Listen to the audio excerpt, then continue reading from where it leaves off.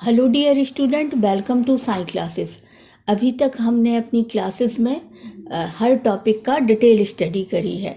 अब आज हम ऑब्जेक्टिव पढ़ेंगे, क्योंकि ऑब्जेक्टिव सॉल्व करने से पहले डिटेल स्टडी करना बहुत ज़रूरी है। किसी भी सब्जेक्ट की या टॉपिक की यदि हम पूरी ब्रॉड डिटेल स्टडी कर लेते हैं तो फिर हमें ऑब्जेक्टिव सॉल्व करने में प्रॉब्लम नहीं जाती है।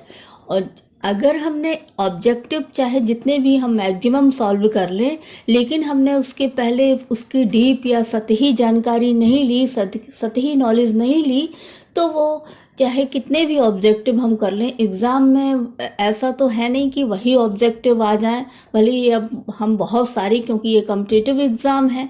तो इस अगर हमें अपना अच्छा परफॉर्म करना है, उसके लिए हमें टॉपिक वाइज बहुत पहले बहुत ही विस्तृत अध्ययन करना होगा। उसके बाद हम उसमें जाएंगे, ऑब्जेक्टिव सॉल्व करेंगे।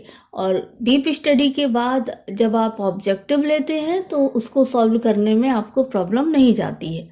आज हम CTT व STT में आए हुए क्वेश्चंस को देखेंगे।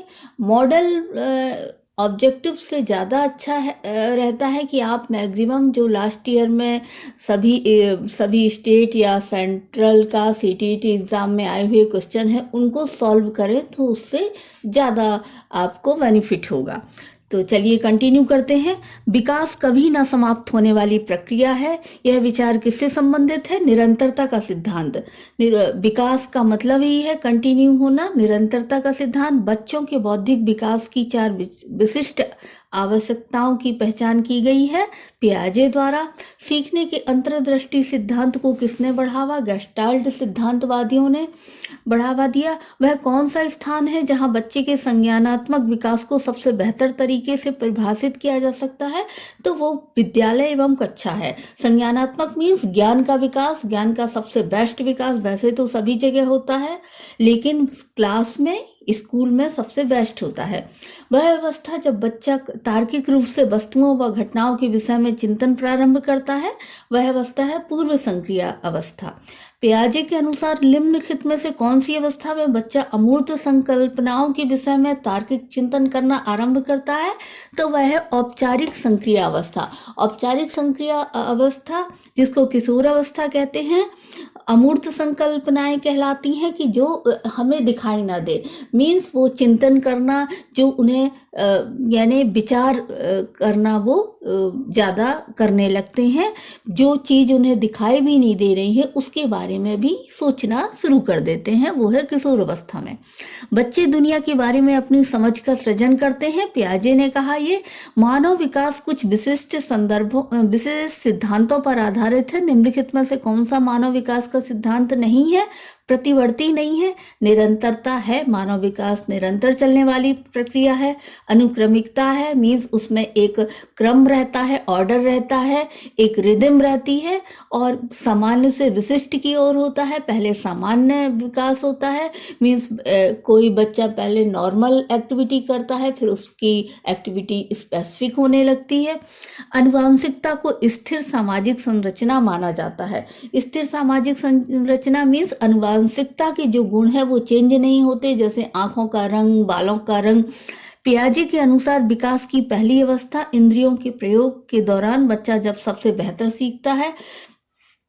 पियाजे ने विकास की पहली अवस्था को सबसे, क्यों, जैसे ही बच्चा जन्म लेने के बाद वो अपने सेंस ऑर्गन्स से ही सबसे पहले सीखता है। अवधारणाओं का विकास मुख्य रूप से बौद्धिक विकास का एक हिस्सा है।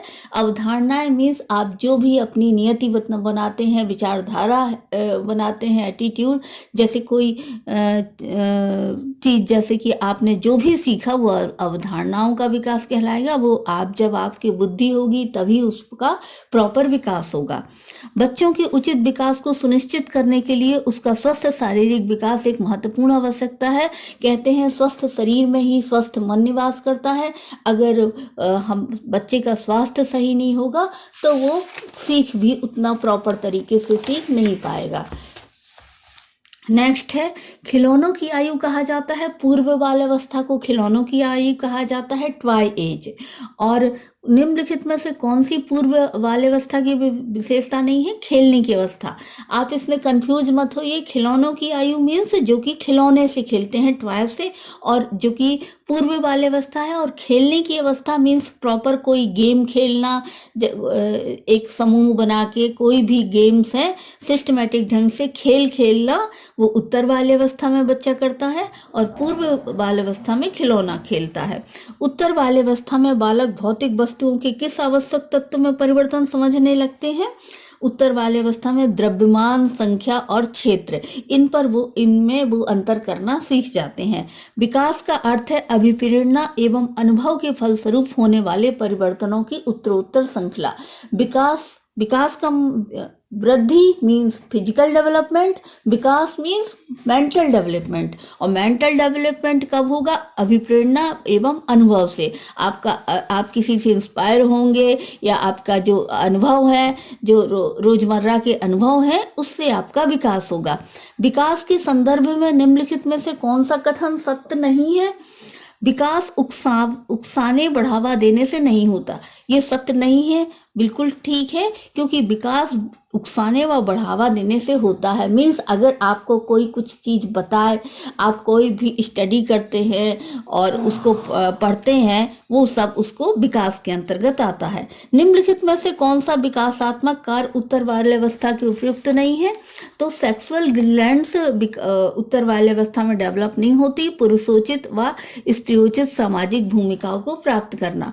कौन सिद्धांत व्यक्त करता है कि मानव मस्तिष्क एक बर्फ की चट्टान के समान है, जो कि अधिकांशतः छिपी रहती है? तो ये मनोविश्लेषणात्मक सिद्धांत ने ये बताया है। मनोविश्लेषणात्मक सिद्धांत में फ्रायड का नाम सबसे इंपॉर्टेंट रहता है। निम्न में से कौन सा कथन विकास के बारे में सत्य नहीं है? विकास विशिष्ट से सामान्य की ओर होता है, ये सत्य नहीं है, क्योंकि विकास सामान्य से विशिष्ट की ओर होता है। इसका मतलब है कि पहले बच्चा नॉर्मल क्रियाएं करता है और बिना अपने अंगों को हिलाना, और फिर जैसे जैसे उसका माइंड डेवलप होता जाता है तो वो उसकी सभी एक्टिविटी सिस्टमेटिक होने लगती हैं। बालक की सोच अमूर्त की अपेक्षा मूर्त अनुभव एवं प्रत्ययों से होती है। ये 7 से 12 वर्ष की उम्र में होता है। मूर्त अनुभव मीन्स जो कि वो ठोस चीजें, भौतिक चीजें जो दिखाई दे रही हैं उसके बारे में सोचता है 7 से 12। और अमूर्त अनुभव मीन्स जो उसे नहीं दिखाई दे रहा है वो भी वह सोचने लगता है, अपने मन से चिंतन करने लगता है, वो किशोर अवस्था में होता है। मानव विकास किन दोनों के योगदान का परिणाम है? वंशक्रम एवं वातावरण।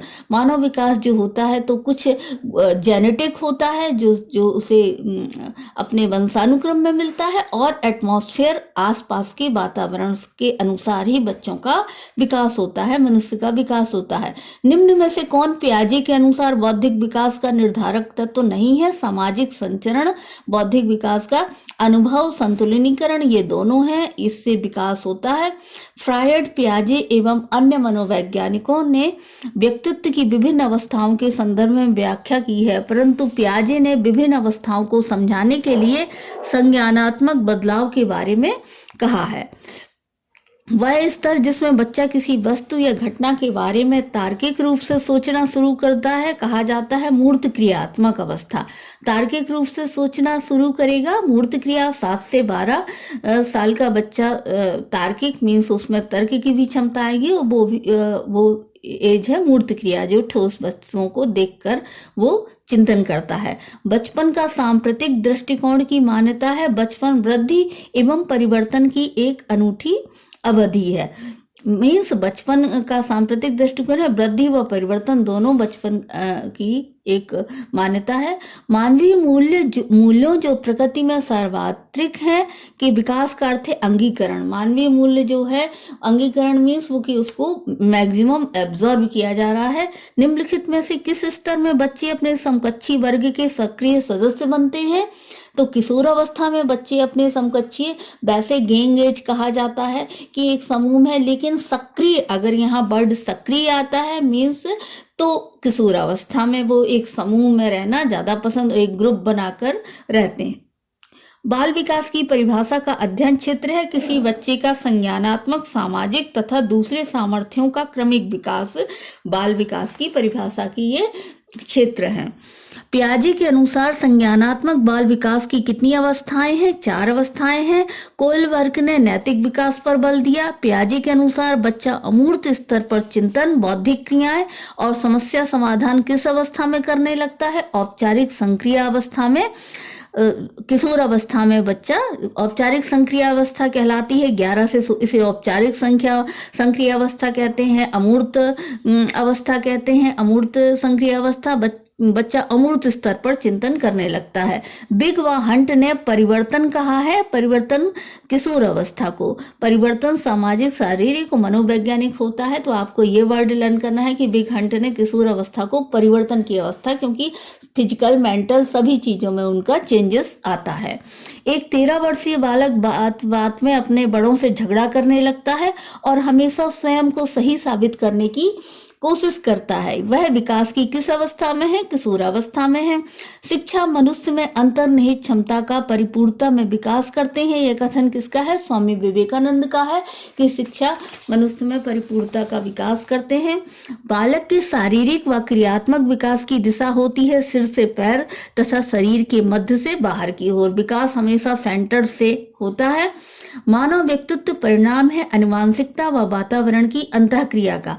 मानव व्यक्तित्व में ये दोनों की उसका जेनेटिक जो है, परिवार, वंशक्रम और वातावरण, चारों तरफ के एटमॉस्फेयर उसके व्यक्तित्व को, पर्सनालिटी को प्रभावित करते हैं। वाइगोडस्की बच्चों के सीखने में निम्नलिखित में सामाजिक कारक को महत्वपूर्ण बल देते हैं। मानव विकास के क्षेत्र में विभाजित किया जाता है। मानव विकास को मनोवैज्ञानिक, संज्ञानात्मक, संवेगात्मक और शरीर। मानव विकास में मनोवैज्ञानिक मीन्स मन का, संज्ञानात्मक ज्ञान का विकास, संवेग जो कि वो उसके अंदर जो संवेग उत्पन्न होते हैं, और सारे, इन चारों का परिणाम है मानव विकास। निम्नलिखित में से कौन सा विकास का सिद्धांत है? सभी की विकास दर समान नहीं होती। सभी बच्चों की, सभी मानव का विकास अलग अलग होता है। विकास दर किसी की एकदम समान नहीं होती। जब बच्चे की दादी उसे उसकी माँ की गोद से लेती है तो बच्चा रोने लगता है। वो संवेगात्मक दुश्चिंता मीन्स बच्चा ये फील करता है, उसे इतना संवेग उसमें डेवलप हो जाते हैं, वो सांवेगिक दुश्चिंता का शिकार होता है। कोहलबर्ग के अनुसार शिक्षा बच्चों में नैतिक मूल्यों का विकास कर सकता है। नैतिक मुद्दों पर आधारित चर्चाओं में उन्हें शामिल करेगा। कोहलबर्ग ने नैतिकता पर अपनी थ्योरी दी है। पियाजे के संज्ञानात्मक विकास के चरणों के अनुसार इंद्रिय ग्रामक अवस्था किसके साथ संबंधित है? अनुकरण, स्मृति और मानसिक निरूपण। इंद्रिय ग्रामक जो संवेग है वो अनुकरण, स्मृति और मानसिक निरूपण से संबंधित है। विकास शुरू होता है प्रसव पूर्व अवस्था में, यानी जन्म से पहले ही विकास होना शुरू हो जाता है। चिंतन अनिवार्य रूप से एक संज्ञानात्मक गतिविधि है। ज्ञान की संज्ञानात्मक गतिविधि क्यों है? कि ज्ञान की चिंतन दिमाग से होता है, माइंड से होता है, तो ये ज्ञानात्मक गतिविधि है। पियाजे के अधिगम के संज्ञानात्मक सिद्धांत के अनुसार वह प्रक्रिया जिसके द्वारा संज्ञानात्मक संरचना को संशोधित किया जाता है वो समावेशन की प्रक्रिया कहलाती है। कोहलबर्ग के अनुसार सही और गलत के प्रश्न के बारे में निर्णय लेने में शामिल चिंतन प्रक्रिया को नैतिक तर्कण कहा जाता है। ये सभी आप देख लीजिए। निम्नलिखित में से कौन सा मुख्य रूप से अनुवांशिकता संबंधी कारक है? आंखों का रंग, ये जेनेटिक होता है। निम्नलिखित में से के अतिरिक्त सभी वातावरण कारक विकास को आकार देते हैं। पौष्टिकता विकास से, शारीरिक गठन सिर्फ वृद्धि से, वृद्धि मीन्स फिजिकल उसकी ग्रोथ, और विकास का मतलब है और सभी चीजें शरीर की वृद्धि के अलावा अगर वो ज्यादा अच्छी पौष्टिक चीजें खाएगा तो किसी का विकास ज्यादा अच्छा होगा। कोई कुपोषण का शिकार होता है। संस्कृति, जहाँ की जैसी संस्कृति है वैसे ही उसका डेवलपमेंट होता है। शिक्षा की गुणवत्ता, अगर स्कूल अच्छा होगा, शिक्षा अच्छी दी जाएगी तो उसका विकास अलग तरीके, क्योंकि विकास डिपेंड करता है माइंड से और वृद्धि डिपेंड करती है शारीरिक गठन से। पियाजे के अनुसार संज्ञानात्मक विकास के किस चरण पर बच्चा वस्तु स्थापित्व को प्रदर्शित करता है?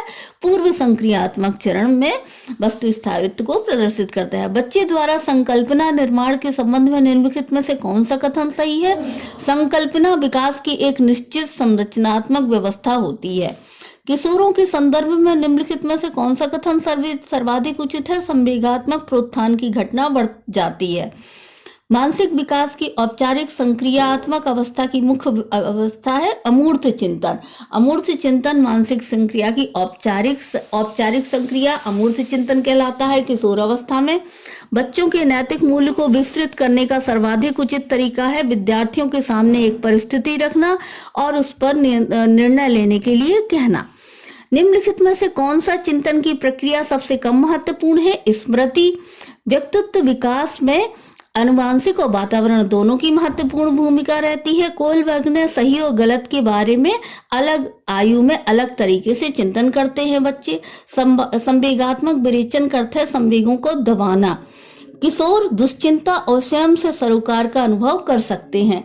ये हुए ऑब्जेक्टिव टाइप क्वेश्चन। अब मेरा और साइंस क्लासेस का ये उद्देश्य है कि आपको कम से कम समय में मैक्सिमम फैक्ट आपके सामने से निकले और आपका वैल्यूएबल टाइम जो है, क्योंकि अब ये टाइम बहुत वैल्यूएबल है और जब ऑब्जेक्टिव टाइप एग्जाम हो तो हमारा टारगेट होता है कि मैक्सिमम फैक्ट हमारे आंखों के सामने से निकले, हम मैक्सिमम पढ़ें।